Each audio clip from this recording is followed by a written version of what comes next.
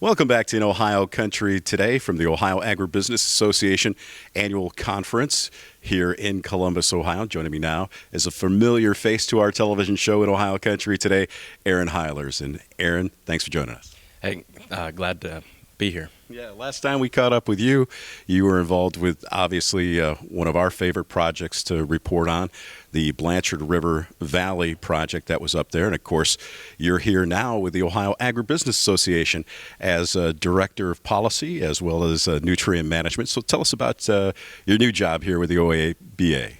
Yeah, so I've been on staff since the 1st of August, and it really was a great opportunity to use my past history in farming and conservation and come to this side of the business, working with the retailers a little bit more on the 4R certification program. So I'm the Director of Nutrient Management and Ag Policy, but 90% of my job is nutrient management. And so I'm the Executive Director for the Nutrient Stewardship Council, which oversees the 4R certification program of retailers.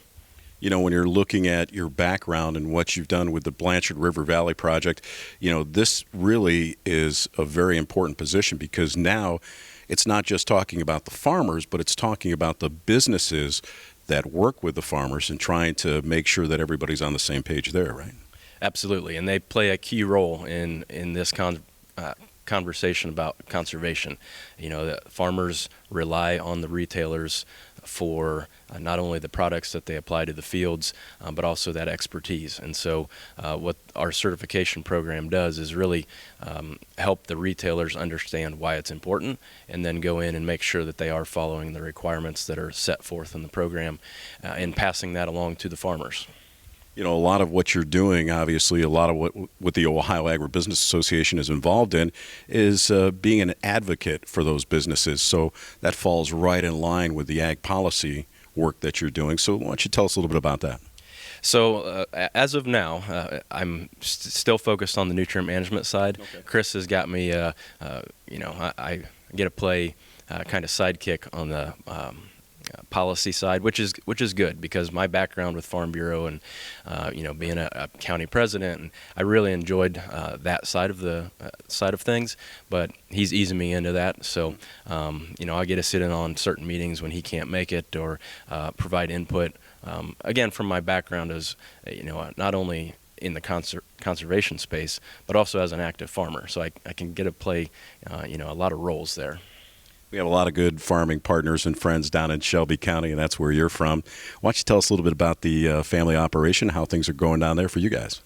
So we've been farming, years to get away from you.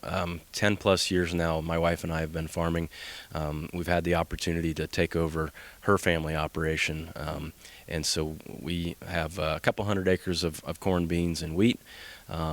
And then we also have a wine grape vineyard that we manage as well. So we kind of keep our toes in a lot of things, but keeps us really busy. Of course, Shelby County known for a lot of hog producers in most of west central Ohio, all that livestock producers that you deal with, and obviously the H2 Ohio program, all those things that fall into play when it comes to nutrient management. You could speak firsthand. You have that firsthand knowledge, and I think that's what's cool about the OABA. People that you're working with and businesses that you work with are, in many cases, active farmers, right?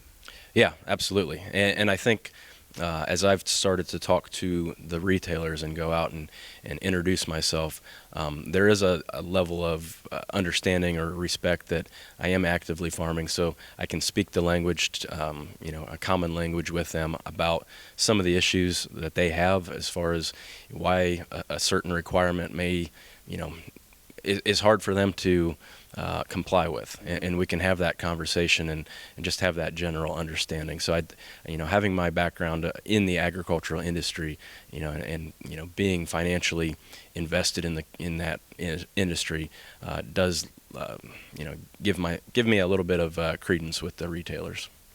Obviously we're a communications business with our television show, our podcast, and our radio program. So what are the forms of communication that you're using to reach out to these businesses and to work with them on nutrient policy?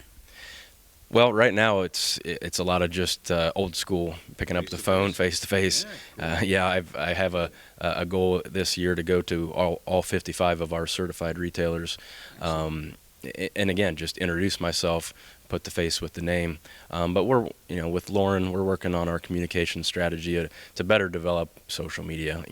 Everything's social media nowadays, but we have a pretty active website that we direct our folks to reach out to them. We have a newsletter that, I'm trying to continue on from my predecessor. So we have a couple of different things in the works, but we can always get better at it to, reach our customers a little bit better. Yeah, those frontline marketing tools don't get any better than face-to-face, so that's just great that you're getting out there.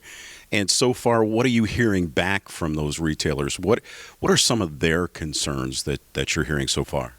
So specifically with the certification program is, they really want to find the value in the program. We've got H2 Ohio out there now that is taking a lot of the limelight of, and it's a great program. I participated in it as well, but that is financially can be beneficial for the farmers and the retailers.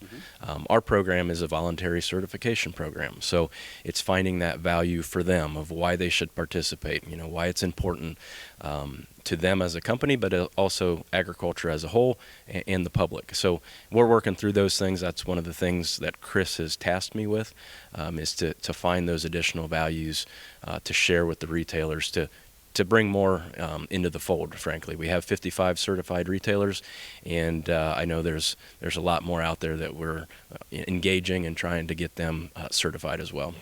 Yeah, I would think this is more than just a public relations tool for them to have that certification too, but it's also something I think that's really important when it comes down to credibility. Farmers want to deal with businesses that are credible and know what they're talking about and are on the same page as they are. Right? Yeah, absolutely. It's, we have our branding, that 4R logo, and, I think people at this point have seen it, but they may not connect the dots of what it means.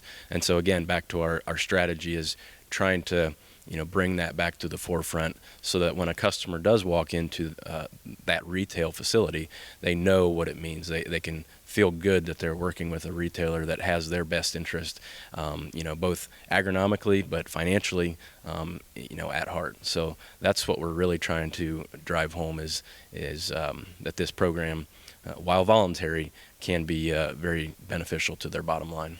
Well, what's definitely beneficial to everybody's bottom line is having an organization like the Ohio Agribusiness Association and young men like this working for them, trying to pass the good word of agriculture throughout the Buckeye State. Aaron Heilers has been our guest from the Ohio Agribusiness Association. Always nice catching up with you, Aaron. You too. Thanks, Dan. And we'll be back with more in Ohio Country today right after this.